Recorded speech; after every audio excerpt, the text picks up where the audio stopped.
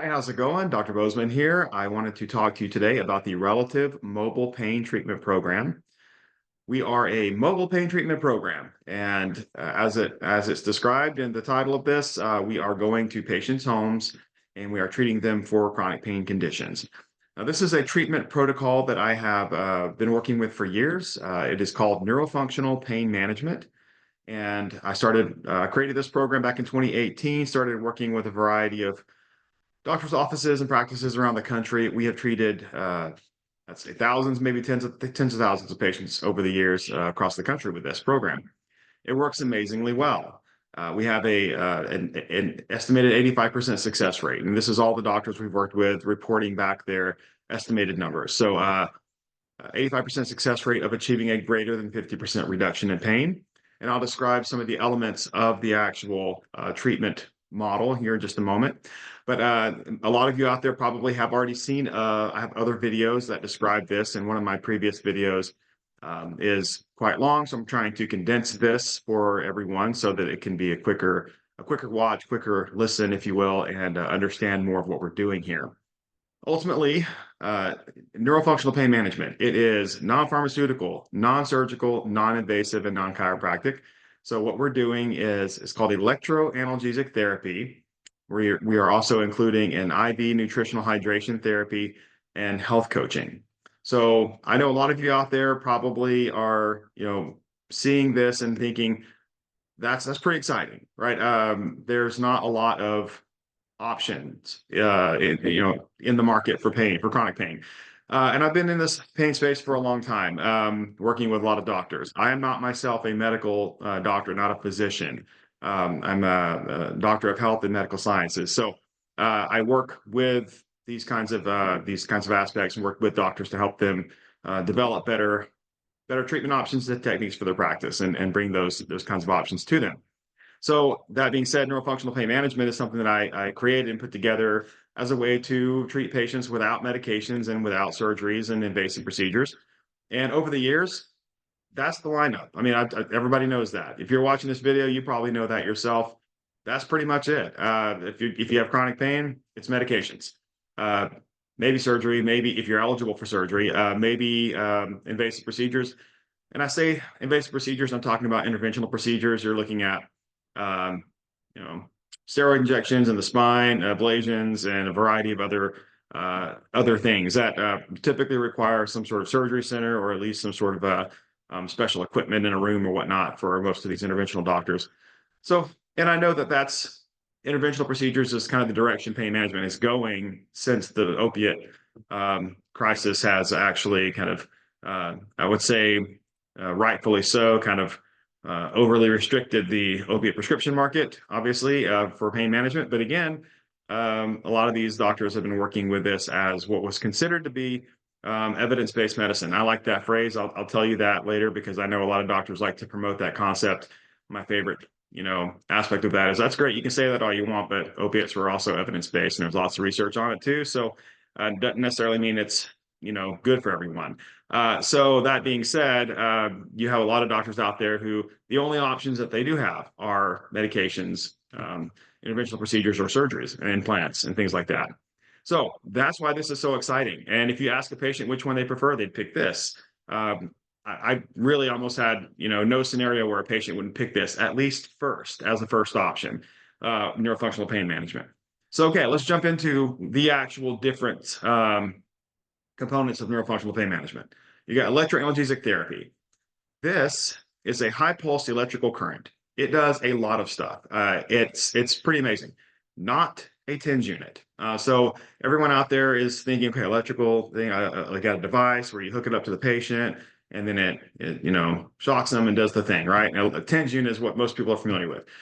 So in the world of electrical technologies and advanced things, TENS units, the easiest way to separate these, TENS units, muscle stimulator, electroanalgesic devices, neural stimulators. That's it. That's the easiest way to describe the difference.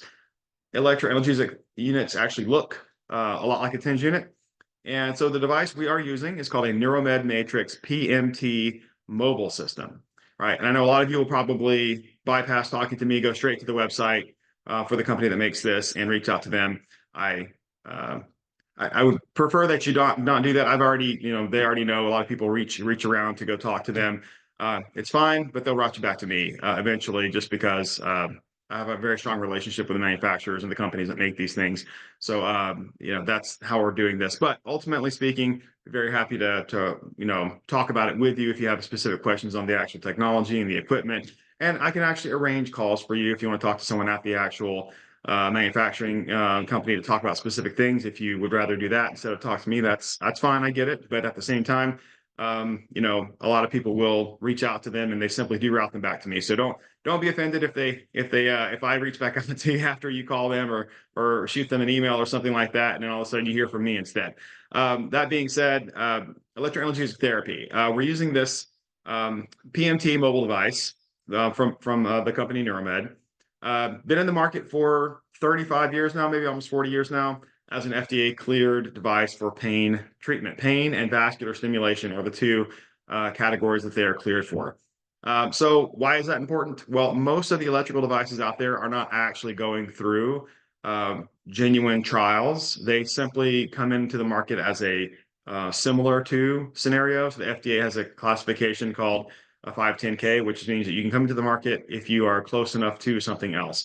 And a lot of TENS units out there, that's how they enter the market. That's why there's so many of them, because companies can just make another TENS unit. It falls into a separate category, a very low power device, and the FDA lets those kinds of things in the market within a few months. So if you are mentally imagining this, why it's different from a TENS unit. And I know a lot of people are out there thinking, I know other stuff. There's 20 other things and names and all sorts of stuff of different types of technology that are saying similar things. But here's what really matters. And this is how the FDA separates devices: pulses per second. So a TENS unit can achieve roughly, I think, about up to 450 pulses per second. So 1 to 450. That's your TENS range, right? The pulses per second are equivalent to like volts, really, if you think about it like that. So there's only so much power you can transfer to something else, to a person, with a low power setting and a low pulse per second rating. That's why the FDA lets those into the market. That's why you can buy a TENS unit on Amazon, right? So they are very simple devices, and they do muscle stimulation. The objective of those, for the most part, is to overstimulate and fatigue muscles to let go of their tension, and then that actually would loosen up the constricted tissue areas and produce some relief on the pressure, nerve and blood pressure, blood vessel pressure and things like that in those areas, helping to relieve the inflammation. Yeah, and they do work for a lot of people. I've talked to dozens and dozens of doctors, hundreds of doctors over the years about all the things they've used. A lot of them say TENS units, for the most part, with chronic pain, they're practically only effective while they're running. And that's what a lot of doctors have told me. And it's not a research-based, concept. It's just what I've talked to lots of doctors, and that's what they say. It doesn't do a whole lot for chronic pain patients, really, long term. So why is electroanalytic therapy different? And by the way, we call it EA for short. So when I talk to you, I'll probably just say EA, because if you say electroanalysia 5 times fast, I'll give you $1 if you can do that without messing it up, right? Joking. I know if too many people actually take me up on that, I will have problems. So not really going to actually give you $1, but I will compliment you if you can say it 5 times fast. But electroanalytic therapy is actually a high pulse therapy. So you're looking at thousands of pulses per second. The Matrix PMT device will go up to 10,000 pulses per second. So that's the big difference. That's what it does. It is a neural stimulator. It produces what is called neuron depolarization. And this interferes with the nerve signal to the brain. So it reduces or eliminates the ability for the nerve to transmit pain signals to the brain. And that's only one of the things that it does. And that's one of the main aspects of pain relief, is that particular aspect, that depolarization effect. This technology was originally used as a nerve block. So most people don't understand or realize that the FDA has 2 categories of nerve block. You got a chemical nerve block, which is basically what you're seeing in the surgery operations, and they're doing injections, and you're getting a anesthesiologist is doing a block. They also recognize an electrical nerve block, and you can actually perform procedures using an electrical nerve block, where you can actually numb tissue, fully numb tissue between the 2 electrical nodes. And I've experienced this. It's really interesting.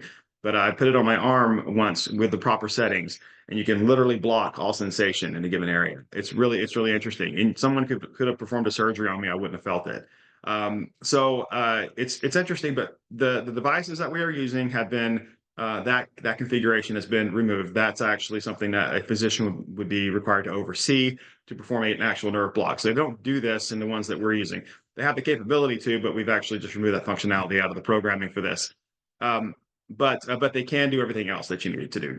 That 8,300 pulses per second is the actual ideal pulse range for depolarization of your primary pain neurons, right? The fibers themselves. So that's one aspect. When they were doing pain blocks, what they noticed was that there would be a post-refractory period after they performed the block. And they would just tell the patient, yeah, there's a side effect after we do this nerve block, the electrical nerve block. There'll be a couple of days maybe where you don't feel much or have any pain in that area. It's just a side effect of the electroanalytic, nerve block. And so that being said, it didn't take long for doctors to recognize that that might actually be the better use for this, because there's no dose and loading issue. There's no chemical interference and interactions with other medications. You could do this electrical therapy on someone every single day, and you wouldn't actually have any medication-based issues. So that's wonderful. And so some doctors actually determined that this would actually be an actual pain treatment rather than just a nerve block. And that was probably 30 years ago that a few doctors were doing this. I happen to know one of the doctors personally very well, who was probably, I would say, one of the first doctors in the US to ever actually do this formally in the medical field. And he has trained all over the world. When he got very, successful at his, practice doing this, ended up training all over the world doctors. He has a string of titles. If I told you his titles, you probably wouldn't believe me. But PhD, MD, and an ND, naturopathic doctor as well. So MD, PhD, ND, and he's got I think there's another doctor, four doctorate titles for this guy. Extremely educated, and he was one of the first people in the US to ever do this. And I've worked with lots of other doctors who've been doing this for 20 plus years in their practice. This is what I discovered back in 2018, is that despite the technology and how effective it is, most of the doctors out there were not really using it, even if they knew about it. And the reason for that was there's a few reasons. One, no one had a formalized protocol. No one was actually doing it the same way. No one was, and that's where insurances and billers come into play here. Being able to have this covered by Medicare and commercial insurances requires it to actually be formalized in some way. So you can't just do ad hoc treatments on a patient and expect insurance just to want to cover it without actually having a plan in place and having an objective to meet and all these things. If you put it in the form of a program and you have other contributing, therapies that go with it to actually treat a chronic pain issue, it gets covered, it gets paid. So since 2018, this has been covered by Medicare and commercial insurances as long as it's billed properly. And so that's what we're doing, and that's what we've been doing around the country. So that's the foundation for what we're doing, is the electroanalytic therapy. I could talk a long time about this. I will mention one other interesting concept here. When you do this, depolarize neurons, you're actively releasing neurotransmitters and neuropeptides, a range of them. Three most common ones: endorphins, enkephalins, and GABA are the three that are being released during this therapy. If you talk to some of the doctors who are pretty educated in neurology and things like that, they would tell you, oh yeah, that's kind of the triple combination of a runner's high. Really, you're producing an electrically induced runner's high on patients. And it does feel that way. You don't have to have pain to get we have a full body treatment that we offer people just, for health and wellness reasons. You can do a full body treatment with the electrical therapy and get this very good feeling, well-being sensation that can actually last for a couple of days. And you will sleep amazingly well. It's one of the first and most, I guess, most apparent positive side effects people have in this therapy program, is that they sleep better. And they'll tell us, oh yeah, I slept for the first time through the night for the first time in years, after doing this therapy. I even had one patient who documented a massive, improvement in their sleep cycle from their Garmin watch. So they've had it for years, and suddenly now they've got these, enhanced, sleep cycles that are occurring within days after their treatment. So we know there's a lot of positive physiologic effects occurring with the treatment beyond just pain management or the pain treatment. So that being said, it's a pretty interesting piece of technology. It's a pretty interesting theory and concept. So I just wanted to explain a little bit of that. That's what we're doing. The treatment program I just mentioned, and I'll finish the other two, the IV and the health coaching here in just a second. But the treatment protocol itself, what we discovered is that if you do this electrical therapy on a regular basis for a period of time, you can produce a lasting outcome. So what we discovered and what we implemented was twice a week for 8 weeks. All right. So why is that? Well, there's a cumulative effect. If I did one treatment on a patient, you would probably see a few days of relief or a few days of improvement. Whatever the range of improvement occurred after one treatment, you probably see that last for a couple days. If you repeat that twice a week for 8 weeks, you can actually maintain your effect for months. Our objective is for all patients, the objective is a 3 to 6 month outcome. We want to see them last for 3 to 6 months with whatever pain relief success they accomplish during the program. So that's what we're looking at there. I have seen many patients actually achieve greater than 6 months relief. Had a number of patients go a year or more. Had a patient once that came back into the office saying, yeah, it's been just over a year since I finished the program, and I'm just now starting to come back into pain. I'd like to get back into the treatment. So it's amazing how long some people can go after this treatment. I've had a lot of people say, yeah, most of the regular conventional pain management options do not even last this long, and those were invasive or risky or something like that. This is not.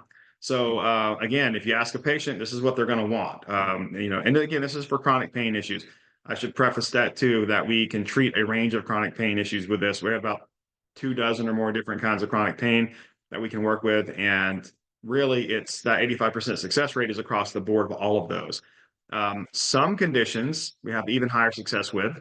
Neuropathy, fibromyalgia. I'm trying to think of a couple others, but I don't have them written down, so I don't want to try and guess that. But when we asked our doctors over the years, do you have any, besides 85%, which is average, do you have any conditions that you see that are better? Oh yeah, neuropathy, fibromyalgia, probably 99.5% successful at getting people out of pain and keeping them out of pain. So some conditions are extremely successful with the program and patients do respond to it. I should preface that everybody's response is a little bit different. Some people have a very fast response. They will actually get out of pain after 1 or 2 treatments and it'll stay that way. They do need to keep going in the program so they can last a long time, but they'll get out of pain very quickly. And then some people take a long time. We've had a lot of patients where they're about halfway through the program and haven't really achieved much, and they're just getting disappointed, disheartened about it, like, oh, it's not working for me, and they just want to quit. That's where we have to say, no, sometimes it takes your body a number of weeks to actually just give in to this, right? It's being stimulated all the time. You're resisting it. Your body's resisting this. And after a while, it will just let go of the resistance and just go. And a lot of patients will actually just turn that corner halfway through the program or even sometimes later. And now they're out of pain all of a sudden, right? Pain, a little bit of relief, not much. All of a sudden they're out of pain. And then still see it last for months. So that's part of the excitement of this. And that's why we love doing it so much. And again, seeing so many people achieve so many, great successes. And I could tell you stories for days on people who have completely overhauled their life doing this program in a scenario where they thought basically they've given up hope. There's pretty much nothing else for them. And I've told many stories about this, patients that have come back from extremely depressing scenarios of chronic pain for decades. Nothing has worked. All of a sudden, back on their feet, running around, no pain, engaged with family, don't need medications, all that stuff. I mean, all these great outcomes and life successes are happening. And that's what you're going to notice when you do the program. And it's pretty exciting. So the IV therapy portion. I won't go into a lot of detail on this because I could spend a couple days on this video with you, and I know you don't want to watch that. So it's just a very simple vitamin mineral mix IV. One of the components of the electrical therapy, those neurotransmitters I mentioned earlier, some of those neurotransmitters are producing these physiologic effects that make the IV better, faster, more effective. The combination of these two is extremely effective. What we noticed over the years is that patients will get better without the IV, but when they add the IV, we typically see a faster onset of pain relief. We typically see a more enhanced pain relief, so they get a little bit better than they would otherwise. and we typically see it last longer. So the IVs do assist in the entire process. And on top of that, most chronic patients are chronically dehydrated and chronically nutritionally deficient in some aspect of vitamins, minerals, whatever it is. So this IV does really help. Some patients don't want an IV. You can, we don't have to fight with them if they outright reject and refuse an IV. They don't have to get it. They can still do the program. And some patients can't actually have an IV at all, right? So that being said, the IV is a great part of it, and we've included in it's also part of the reimbursement model, so it does get covered. And we can talk more about that in another scenario. But that's the component there of the IV therapy. And some of you out there are talking. I've actually had a lot of nurses already that have come on board with us and talked to us and interested who have been doing their own cash pay IV, programs and other things like that. So they're very comfortable with the IV side of it. But yeah, absolutely, it does help, and a lot of you probably already know that. Health coaching is the third component. After these patients get out of pain, all of a sudden they're excited about everything. Getting healthy for the first time in years suddenly is attractive and exciting for them. So now they want to actually, work on something. They want to actually be healthier, eat better. They want to get exercise. They want to do things. They're motivated and they have hope again. And that's exciting. So when they're on that upward trajectory, now's the time for you to actually work with them on getting healthier.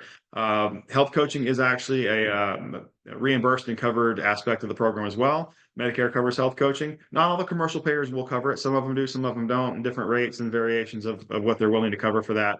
But Medicare historically has been covering health coaching, and until they make policy changes on that, it's going to hopefully keep on reimbursing like normal. But for the most part, yeah, the health coaching is a very fun aspect of this because you get to talk with the patient a little bit during every single treatment because you're with them for an hour, right? So you're going to be in their home for an hour twice a week. So you have time to go over a health coaching topic while you're there. So it works out perfectly. Okay, so a couple of questions everyone asks, and I've done hundreds and hundreds of meetings and calls with nurses and technicians all over the country on this. So let's go into some of the cost of the equipment, the startup process, all these things, okay? Marketing and how we get patients. Okay, so we are structured as an ancillary service program, which means we work with doctors' offices.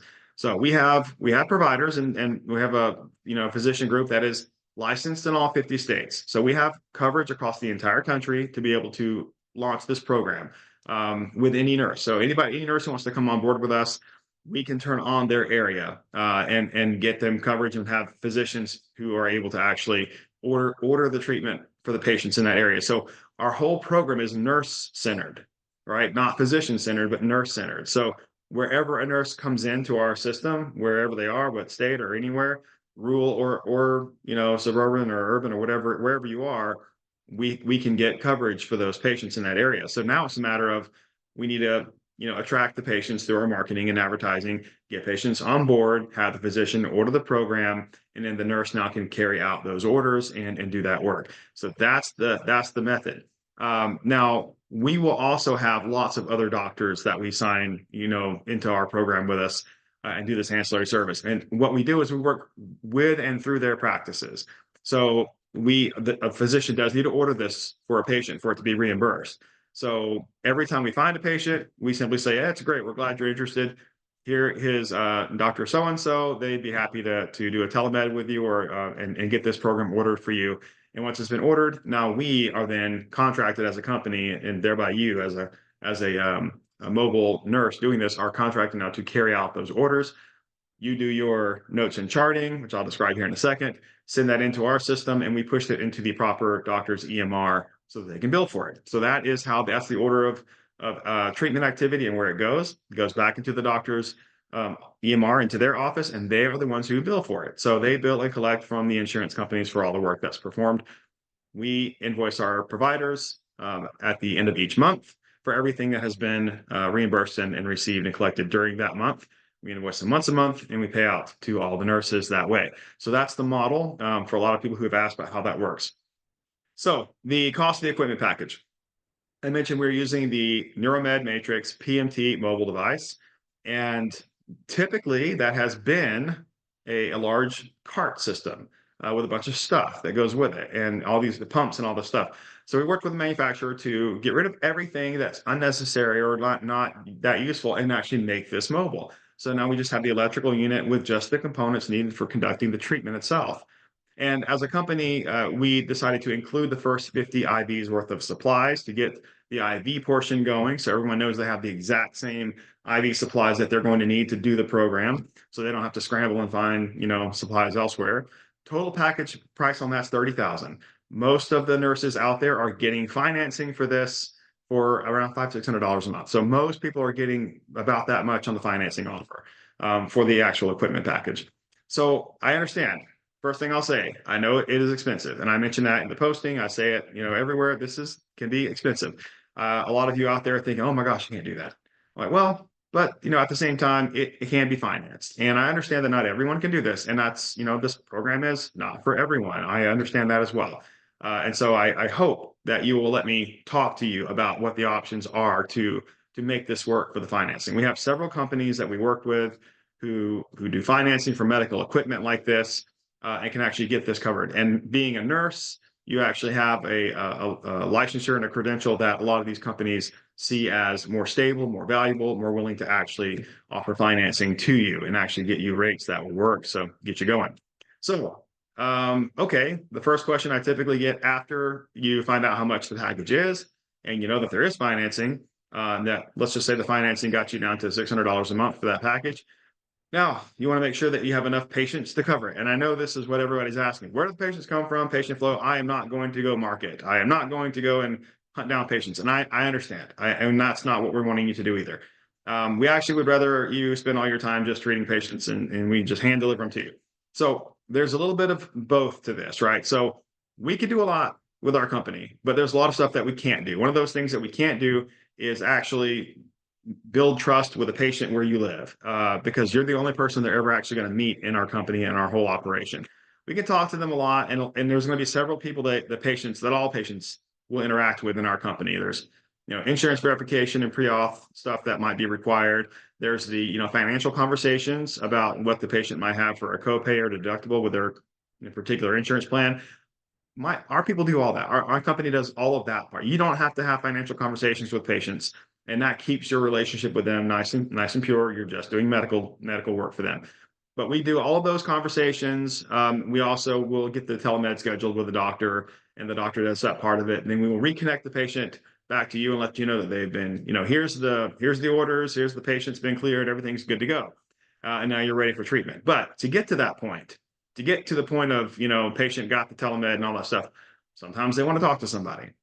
So we can get leads in the door anywhere in the country. We can get leads and patients interested in the program, because again, chronic pain is a pervasive issue all over the country. Anywhere we have a nurse coming on board, there are patients there, and even in rural areas. I know some of you are in rural areas thinking, yeah, there's hardly anybody around me. Yeah, but the people that are around you probably have chronic pain. So I've seen areas where I'm thinking of a nurse in particular, and within almost like a 30-mile radius, there's no major, city-ish town area at all, like within 30 miles or somewhere outside of that. But we turned on marketing within a 30-mile radius, and we were getting leads, getting patients coming in, looking for treatment. And you'd be surprised. Some of the more rural areas can actually be easier to build a clientele because there's no options there. So if you're mobile and going to them, yeah, that's a home run for someone who lives out in the country and who lives outside of town. That's a huge home run. You're going to come out to them and do the treatment out there for them. And by the way, it's covered by Medicare and insurance. So now they're like, oh, well, why would I ever say no? This is what the patient's thinking. So they will absolutely do this. And sometimes those rural areas are very, very easy to get patients to come on board and do the program with you. And obviously, if you live in like a suburb or a metro area around a major city, there's obviously thousands of people that would be eligible for this program. I am in the Phoenix Valley here, and there is one medical group that I'm working with. They're a primary care internal med group, and they manage many.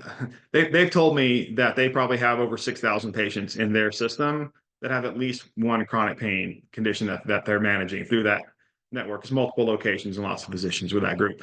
But yeah, in just the Phoenix Valley alone, that's one group that says they have over 6,000 patients that have a chronic pain issue. So Anywhere in the country you go, there will be patients and lots of them. So that's where we do the marketing.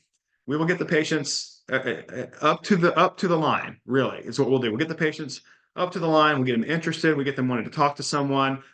We invite you in very quickly to get involved with these patients. You will probably, and there will be some outreach from you. You're going to need to call them because not every scenario we have a patient that's sitting on the line waiting to talk to you while you make yourself free to talk to them, obviously.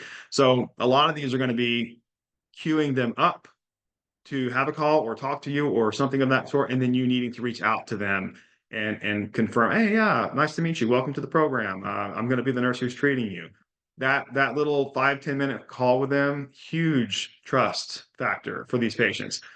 These patients have never heard of this program before. They've never heard of our company or us. They've never heard of you typically as the nurse. They don't know any of this. They're learning it all for the first time, and that little phone call you do with them goes a long way. All right. So we do the marketing. So all of you out there who are concerned about that, and again, I've had lots of nurses that have said, I'm not going to do marketing. Like, okay, I get it. And I will say this too. I've talked to hundreds and hundreds of you out there. You're coming from, most of you, I guess, are coming from bedside nursing, hospital settings, medical practices, things like that. And in your previous employed life, patients just magically show up, then they magically disappear, and you don't have to know or care where they came from or how they got to you. You just do the work that was assigned, and that's it. Well, this is a bit different, right? A patient now that is working with you, they will probably be with you for many years. So we have patients that very first office I ever put the program in 2018 still has a lot of the same patients that came in that very first year for treatment, coming in every single year. This is the only thing that they do for pain. For pain treatment, this is it. They go and they do that program once, maybe even twice a year for 8 weeks. That's it. And they still have all these patients coming in from that very first year. So think about this. If this is you and you're thinking you want to start this up, does that mean that some patient that you've never met before is just a nuisance for you to deal with, kind of like it would be in a regular employment setting where this is a patient that I don't have to care about really. I have to care about them medically while they're here, but I don't have to care about anything else about them. I'll do the work that's been assigned to me, and then I can turn the other way and forget about them, right? But you don't do that with this. This patient coming to talk to you is now your client, and they might be with you for 10 or 15 years, right? You might see them once or twice. You might do a whole 8-week program with them once or twice a year for the next decade or two, right? Because the chronic pain issue they have is we're not curing their underlying health conditions that are causing the chronic pain issues, right? We're just treating the pain issues. Those underlying conditions are still there. The pain will eventually come back, right? Ask any pain management doctor. They don't cure the pain problems. They just treat pain. So these patients are going to be with you for years and years and years. So you need to think of them like clients. They're not annoyances or nuisances or headaches to have to deal with. You're not having to sell them. They already want the treatment, right? And I know a lot of nurses I've talked to are like terrified of having to sell or to market or something like that. I'm like, again, everyone knows that it's probably one of the greatest frustrations with doctors is patients not following through on orders or taking meds like they're supposed to or whatever the case is. And a lot of that can be traced back to it was not sold well enough to the patient to convince them to do it. You can tell them to do it, but if they don't feel like there's actually any real reason to do it because the doctor that talked to them or the provider that talked to them didn't really sell them on it, whatever that pill is or whatever that treatment is, the patient doesn't really have any motivation to keep doing it, or they're not like quote unquote sold on doing it, right? So doctors and providers have experienced this problem where they don't actually convince the patient to really do it. And then, of course, they get really upset when a patient doesn't just automatically follow everything that they are being told, right? But you got to convince them. It's not necessarily selling if they already want it, right? If the patient already wants to do this program, there's not a lot of selling to do or not a lot of quote unquote marketing to do. It's just talking to them. You talk to them, they want to do the program, you answer their questions, and you encourage them to do it. That's it. There's no pressure to it. They already want it. By the time they've actually come into our system, they have entered their information in and they have asked to either move forward or talk to someone or to learn more. That's what they're doing. So everyone that you encounter from our system, that's the scenario. Occasionally we have people who come in to the system and they have forgotten that they put their info in. That does happen. A lot of patients are, again, on various medications and on all sorts of life situations. And so we do have a number of people where when you call them back and like, who is this? What? I don't remember you. And then that happens. It's not everywhere. It's just occasionally you do get people. So and that can feel a little bit like, oh my gosh, they don't remember me. I'm like, well, yeah, but they might the next day. And then so just keep calling them back, and then you'll talk to them, and oh, okay, yeah, I remember you. Once they put a face to a name, and you're actually out their house treating them, it changes everything. And once you do go out to their house and treat them, you're now their best friend. Like you've gotten them out of pain. They welcoming you into your home. Again, they'll be with you for decades, and I'm not joking about that. So, okay, so that's how you get patients, and I hope that answers a lot of questions on where the patients come from and how they stay with you. Here are a few avenues of how your program balloons where you live. One, the first few patients you get are going to tell everyone. Patient-to-patient referrals are probably one of the strongest growth mechanisms for you. These patients will tell all their friends and family. And we literally had a patient once where we were keeping track of the referrals coming in at one point. One patient, it was over 20, and when we actually added it up, this guy had sent in 24 patients on his own to the program. So if that's you, and you have this one patient, and they sent in 24 people, yeah. And by the way, I haven't mentioned this yet, but what does a full load for you look like? Twice a week for an hour is the treatment model, right? So it's for 8 weeks, right? So a single patient being treated twice a week for 8 weeks, 15 patients would be 30 hours of actual treatment time. If you consider some driving back and forth between all these people, depending on where you live, in this scenario, could be 10 or more hours, 10, 15 hours worth of actual travel time during that week. But roughly 15 patients is going to be considered full-time for most people. So 15 patients, that's your load. So in a case like this, and that's for 8 weeks, by the way. So 15 patients for 8 weeks, and that's your whole load. So you don't need hundreds of patients to make this work. There doesn't have to be a continual flow of ongoing new patients daily to make this work. So 15 patients is all you need. If a single patient like that refers in even just 3 or 4 patients, that's huge for you, right? If you have a patient like the one I just mentioned, they refer in 24, you're overloaded. And now you don't even have time to see them all. You better put them on your wait list. And again, most of you are probably going to end up carrying a wait list at some point where you don't have time to see them. You just put them on the wait. Say, I'll get to you when the next opening comes up. When the next person finishes the program, we'll reach out to you. But let's get everything ready. We'll get the insurance verified and get all the stuff ready, get the doctor telemed and ordered the program, all that stuff ready, sitting and waiting, and it's just waiting for scheduling now. So that's what you'll end up doing, is just having a wait list after a while. So that being said, three or four different avenues of how this grows. Patient-to-patient referrals, huge, right? So, and you can ask for that without marketing or selling. You can just let patients know that you've got openings on your schedule coming up, and if they know people that would want to do the program. And that's all you have to say. And they're telling everybody, right?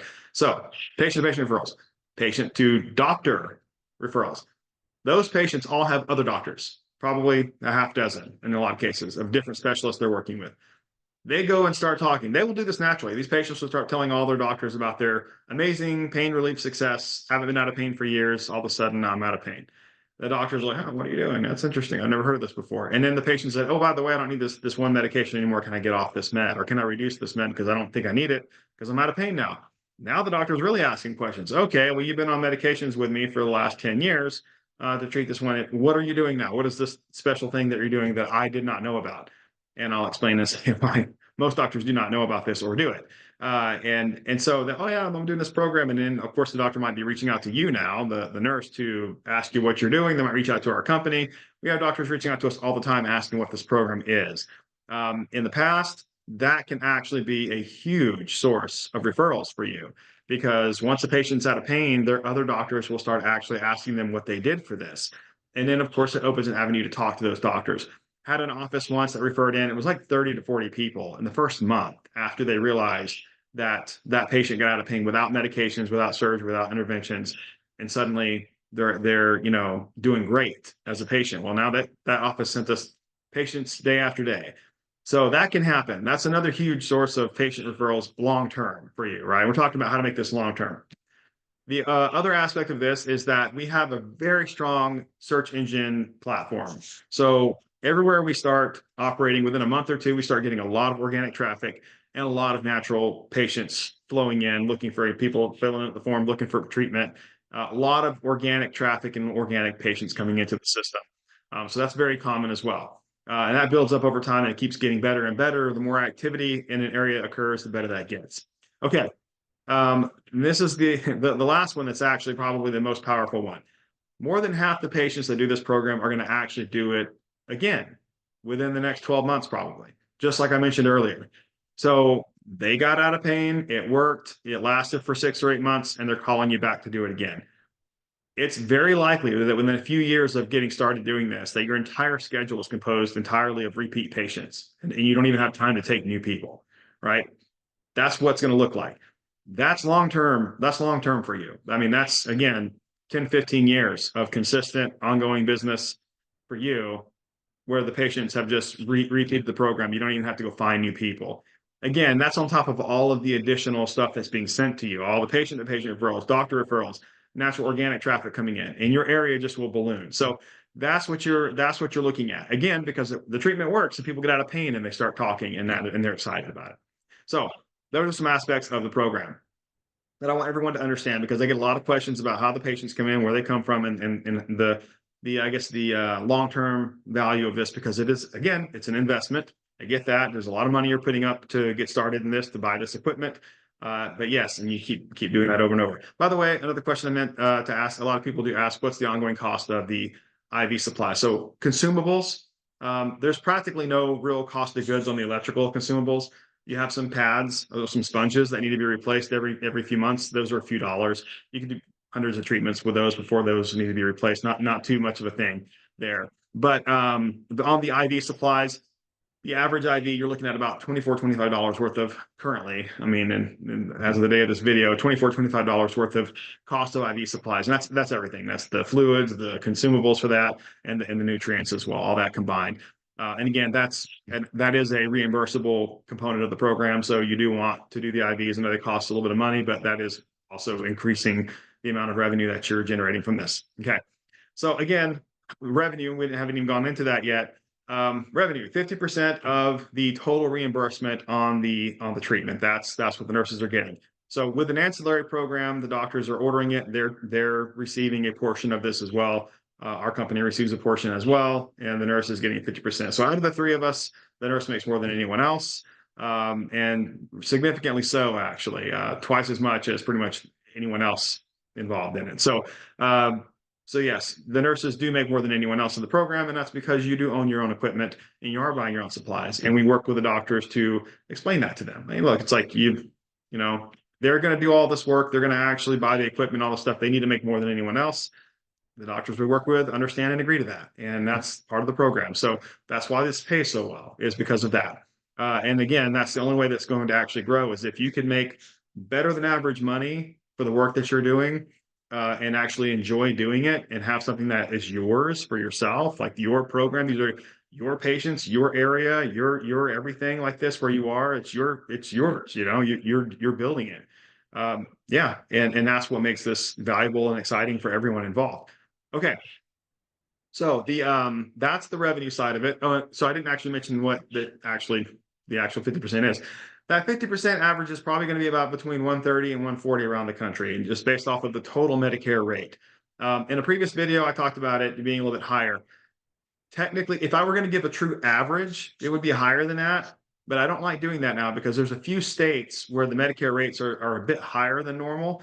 But the average across the whole country, typically most states are in that 130 to 140 range. So that's what you're looking at for that 1 hour treatment, right? So you can do the math on that. Let's just say that it is, call it a 130, call it 140, whatever you want to, estimate, and then multiply that out twice a week, 8 weeks. You know what you're getting for that patient. Roughly speaking, a single patient is worth over $1,000 a month to you if they're in the program actively. So going back to that $600 per, financed equipment, $600 a month with whatever group you're using or working with. one patient would be enough to cover the cost of that, right? In the program. So most nurses doing this part-time, looking at maybe six patients on the schedule to get started while they have some other job they're doing. Six patients are still, likely to generate over 6,000 a month, just using basic Medicare rates. Now, again, this is another important aspect of the income cycle here. This is all based off of reimbursements, right? Medicare and commercial insurance reimbursements. So we're all subject to the what's called a revenue cycle process. In the medical office, the work that you're doing in month one is probably not going to reimburse until month two. And like I said, we invoice our physicians for everything at the end of the calendar month. So at the very end of the calendar month, everything that has been reimbursed, we invoice them for our portion of that.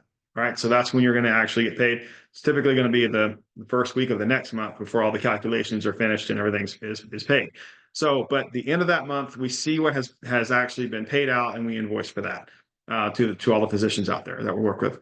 So that being said, that revenue cycle process does take a couple months to ramp up. I tell every nurse, you're not going to see your first significant income until the end of the second month. Because we only invoice doctors once a month. And people ask, why don't you invoice them more often? Well, it's because their whole office system is set up on a monthly cycle of vendor payments and other stuff like that. So they do it once a month. So most of them are unwilling to actually break that up and do it more often. It's just too much work for them, too much hassle for them to have to deal with that. So that being said, it's once a month. End of the second month is when you should expect that to work. So imagine most of all the work you did in month number one is actually reimbursing in month number two, and you get it at the end of that month, right? So you can see that it takes 2 to 3 months to start seeing decent revenue flowing in. So calculate for that when you are imagining doing your startup, process on this. How soon do you get? When I get that question, like, how soon do I get paid? How soon do I make some money? It's going to be probably the end of that second month before you actually see anything significant coming in. Again, all that work is there, and we are working on having trackers on your digital account. And I'll explain the digital accounts in a second here. Working on having the trackers where you can actually see what you're making as you go, what's anticipated, what's inbound, what's actually been paid, things like that. We don't have that quite set up yet. There's a little bit of intricacy to get that automated system going, but we're working on that. So hopefully that'll be what we have soon. People can just see what they're actually getting as they go. Okay, 2-week launch process. So this is another question I get. How quickly does this work? So 2 weeks, so from the day that you transact the equipment package. So we get the equipment ordered, we get the IV supplies ordered. That all comes in. It takes about a week to get all that in. We turn on your area for marketing. You tell us, you show us on a map, a little outline we have, where you're willing to go for treatment. So you are still in control of your schedule. You are in control of how much you do, how many patients you see, and where they are. So you tell us where you're willing to go. We will open that area of service up on our map, on our whole platform, and then we feed that to Google and search engines, and then they see that we have available areas of service here, and here, because you have told us that you're willing to go to those towns and municipalities to treat patients. So now we know, that's where you start getting all the organic traffic and leads coming from the places where we have opened areas of service. So that being said, you tell us where that is. We warm up the marketing area in that first week.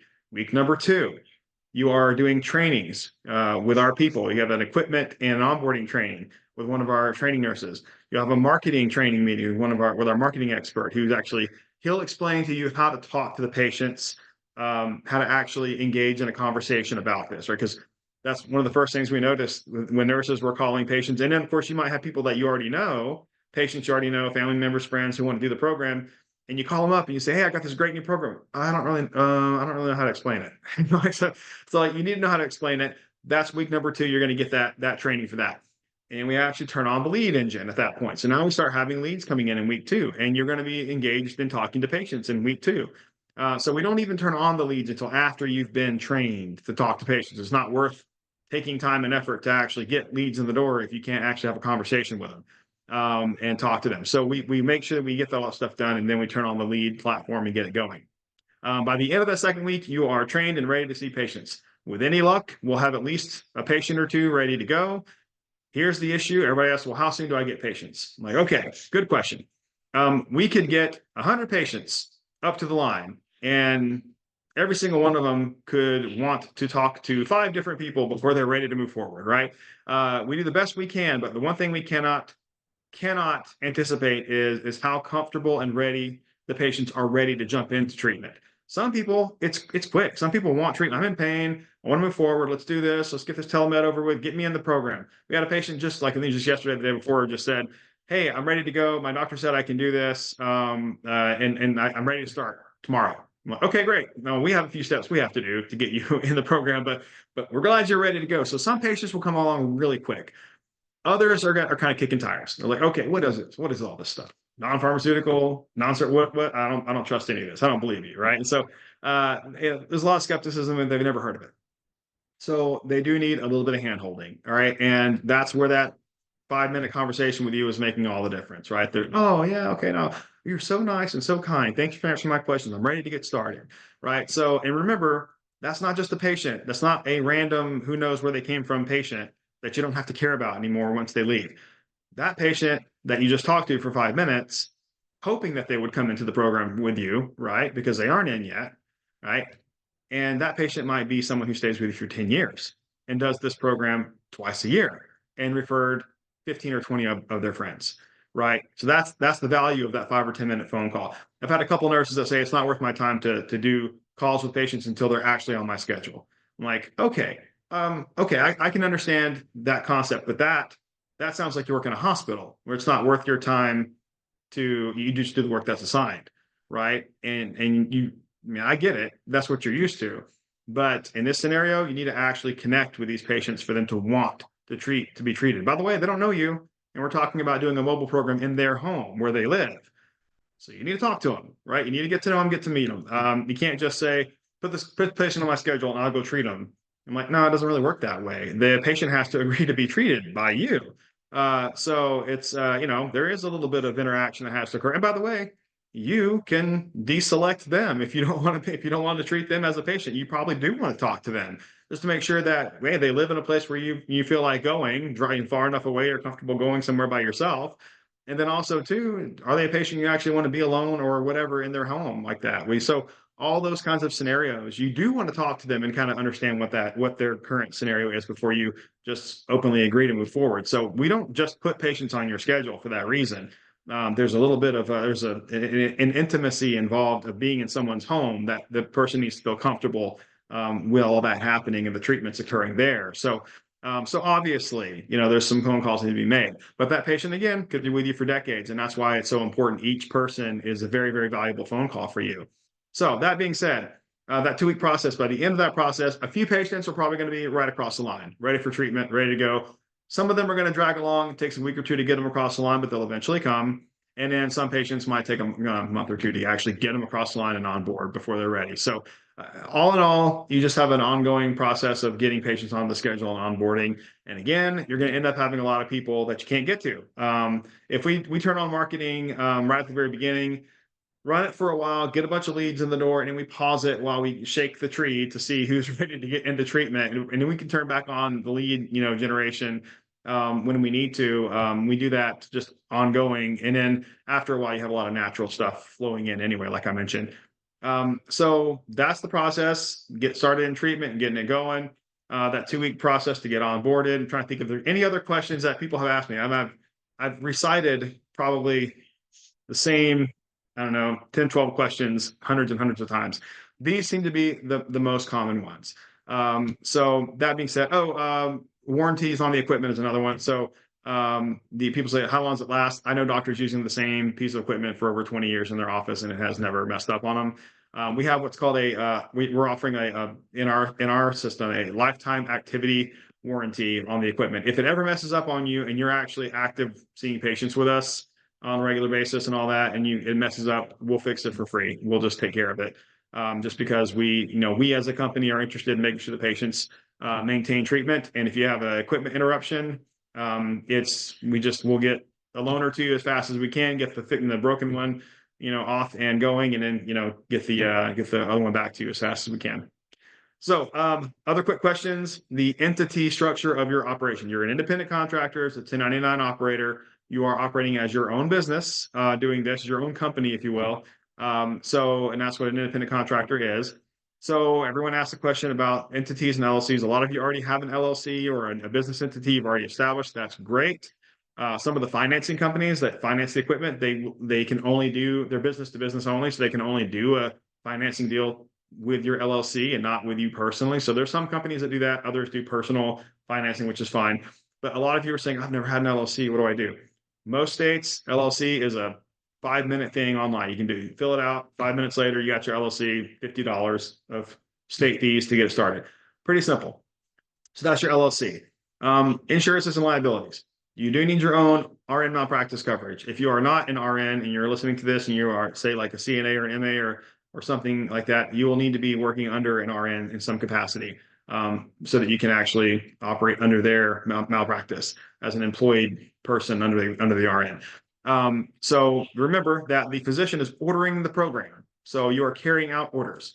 When you go to their home, you are not conducting what's called a home health visit where you take care of everything that they might need. You're only carrying out the orders that the physician has given. So you're not responsible for all the other stuff that the patient might ask you about or might need, which is great. That keeps you from having to engage in everything. And you don't want to, because the physician has only ordered certain things for them. So that's what you're doing. And the RN malpractice coverage is going to cover you for any of your, obviously, your mistakes and whatever else you might have that go along with that. So that's your RN malpractice. Most people are telling me that's between $200 and $300 a year, all over the country, different ranges, but it's most all of them have been within that range. And when I talk to you, I'll email you. I have a company that seems to be easy to work with. I don't have any formal affiliation with them. It's just that I've had nurses say they can get their RN malpractice literally in 2 or 3 minutes on my filling that form out, and they have it. So easy enough. I'll send you that. Business insurance, general liability. You're going to want that. Operating as an LLC, you're driving around, you're going into people's homes. You could absolutely have issues and problems, accidents. You could run over their mailbox. You could run into their garage. You can back into their car, whatever. You can hit their car or so, anything like that. It makes you liable for something. You want to have general liability coverage. Everybody should have that if you're operating a small business. Typically a few $100s a year for that. It's not very much at all. And any company can do it.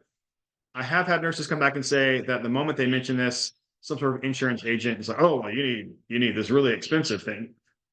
I don't know. I'm not a CPA or an attorney, but I do know that most people I've talked to have been able to get like a general liability policy for a few $100s for a year, not some several thousands of dollars for some fancy thing that some agent's telling you about. So I don't know exactly what the scenarios are for some nurses doing that. I don't get involved in the insurance side of it, especially on the personal business aspect of that. But I will say that I'll send you a link to a company called the Hartford.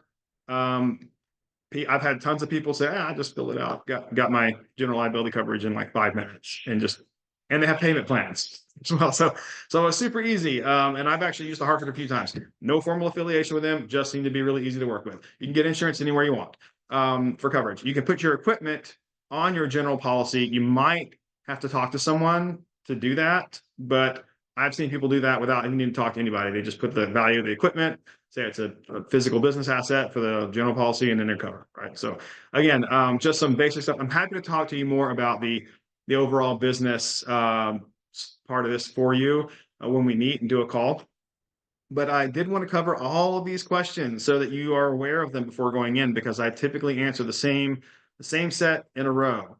So again, just to recap, and then we'll wrap this up, because I know a lot of you have been listening. And again, I tried to make this shorter than the last one. I don't think it might even be longer, but we'll have a lot of fun when we talk going over this. But recap, we are using we're doing neurofunctional pain management as a mobile pain treatment program, and we have service capacity to bring on a nurse anywhere in the country. So that's step number one. We're using a Neuromed Matrix PMT mobile device. That is our electroanalgesic therapy device. We call it EA for short. And that device, we include just the components that we need for treatment. We will include the first 50 IVs worth of supplies on that, and the total equipment package price on that's $30,000. Most nurses are getting it financed down to $500-$600 a month. I have several companies that have been very good about financing, and I'll send you those links when we talk to the different companies that we're using. They're just equipment finance companies of different kinds. that seem to be able to work really well with nurses. So again, just people that we can help get these financing deals to occur. Average revenue for the work performed, it's a 50% reimbursement on the actual 50% of the reimbursement of the actual work performed. Remember, we're an ancillary service model. So the physician still is ordering the treatment for patients. Physician is billing for all of the work. The notes and charting, I didn't mention that earlier. Notes and charting, super easy. You can actually do it on your phone while you're with the patient before you even leave. There's no homework for you to deal with. You don't have to take a bunch of notes and stuff home. Fill that out, send it in, goes to the doctor's office, they bill for the activity. In the training, oh yes, Zoom training. Once you get your equipment, one of our nurses will train you. They'll do the equipment training, the notes and charting. They'll go over the health coaching component, and they will actually go over how to use our HubSpot lead management platform. We use HubSpot and Salesforce as our online platforms to manage everything. So you'll be shown how to do all that stuff. So that's the recap of the cost of the equipment package, what we're using. Average reimbursement, like I mentioned, you're looking at 130 to 140 around the country using your standard Medicare reimbursement rates at 50% of the total billed amount. That's what you're looking at as an average. When I say average, that's because one of those treatment events each week is electrical only, and the other one is electrical with IV combined. So they have different reimbursement rates. The average between those two is that 130, 140 range. So that's what you're it's easier to just calculate the average than to try and keep track of the different ones. So that's what you're looking at for reimbursement, and that's, again, an average around the country. Some states are higher. I will just go ahead and say it. California seems to have a higher Medicare reimbursement rate there, probably because of the cost of living associated with being there. So they do reimburse more. The Medicare system reimburses more there. There's a few other states where it's the same thing. There's probably a higher cost of living. Medicare reimburses more there, but most states, it's kind of about the same. It's typically only a few dollars difference between state to state for Medicare reimbursement rates all over the country. So it's about the same everywhere you go. Commercial insurances are all over the board. Some commercial insurances, and that all goes through the doctor's office. So some of those doctors have good contract rates that are higher than Medicare. So, and that's if that's the case, everyone's, doing a little bit better. So yeah, but that's your typical scenario where you're working with insurances, it's all reimbursed, and the nurse is getting 50% of that total reimbursement. So that's the pay model. You absolutely can generate, if you're doing this full time all year long, you can hit that 200,000 or more a year mark, very, I don't say easily because work involved, but I mean, you can get there, right? If you keep the patient activity going, the combination of all the different types of insurances out there, you can absolutely hit that 200,000+ mark. I've had a lot of people, that's their goal, is to try and make that much money. And keep it going. So that's absolutely possible. And we hope that you can get there. We'll work with you to get the patient flow up and going, and then it'll start ballooning from there. I will leave you with one last aspect here, because I did mention in the last video, and I found that probably maybe half of all the nurses I talked to have gotten pretty excited about this one aspect of this, and I should have mentioned it earlier. You mentioned you are your own business. You are doing this on your own. You are expanding in your area, right? You start getting all these patients. I mentioned a wait list. Once you have a bunch of patients on your wait list, there is a risk that if they have to wait too long, they're just going to go somewhere else, right? Or just going to get mad, right? Well, I've seen it happen. We marketed too heavily for one nurse once, and she could not take most of the patients that wanted into the program. Months and months later, we're reaching back out to the patients. I already moved on. So there's a risk to having them wait too long. So you don't want to do that. As your own business, you're operating your own business, you can absolutely hire people to work for you and take on your patient load with you. A good example of this, one of our first nurses in the program, she was very busy after the first couple months of activity. She was more than she could handle. She was kind of getting stressed out over, how many patients she was trying to juggle. She purchased 2 more equipment packages, and she hired 2 additional nurses. Now, the circumstances of hiring someone, whatever it is you want to do for them, I'll talk to you about it, you can coach you on it a little bit, but you are operating your own LLC, your own business. You can hire a nurse or a technician or CNA or MA. You can hire them however you want. The reason I mentioned those other 2, so obviously a nurse can do everything that you're doing if you're a nurse. And they can work for you. However you want to pay them is up to you. That's your scenario. But if you're paying for the equipment and getting them started, then they would expect that they are not going to make as much as if they had paid for the equipment themselves and did it on their own. So that's a conversation you can have with them if you're employing them. If you are hiring a CNA or an MA to assist you, they would be technically eligible to operate the electrical therapy only.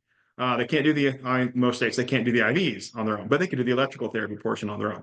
So that being said, you could work with them on that and hire them, and they could actually share your patient load to help you cover everything. So if you imagined, those 2 treatments per week, remember one's electrical only, one's the electrical with IV combined. If you have a CNA or an MA handling all your electrical only events and you're handling all of the combined events, you really could actually cover twice the patient load in that model, technically. So that being said, definitely eligible, definitely possible to do that. You absolutely do not have to do that. You don't have to hire anyone. You don't have to expand.